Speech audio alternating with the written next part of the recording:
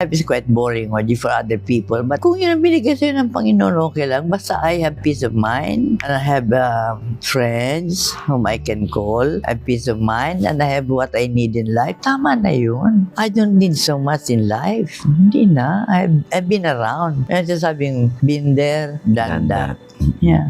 Tita, anong gusto mong i-share sa ating mga netizen tungkol sa behavior dapat ng isang artista at tungkol sa buhay? Do not live for the day. Huwag kayong mabuhay ng ganun lang kasi mahaba ang buhay. Hindi rin mahaba. Sabi nga nila, ang buhay daw ay mahaba. Ang kamatayan ay maiksi. You only die once. You live so many times. Mahaba ang buhay natin pero minsan ka lang namatay.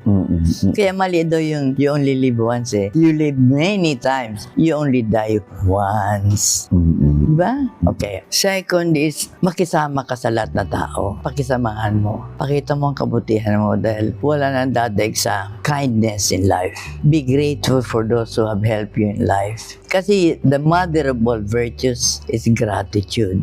Be grateful. Hindi ko naman sinabing tinulungan kita, bayaran mo ako. No, I don't mean that. Ibig sabihin, yung taong tumulong sa'yo, don't stab them at the back. Kasi kung minsan, dami mong beses tinulungan. Minsan lang hindi mo matulungan, ikaw nang masama. Paano yung mga millions na tinulong ko sa'yo? Minsan lang kita hinindihan, ako lang masama. Mga Pilipino, wag naman. Kung ayaw mo magbigay ng gratitude, don't stab that person at the back. Kasi babalikan ka. At nakakatakot pa ang balik. Pagbalik ng Panginoon, ang nakakatakot. Saka, isipin nyo lahat, there is no mistakes in life. Walang pagkakamali sa buhay. Lahat lessons. Everything is a lesson in life. There's no mistake.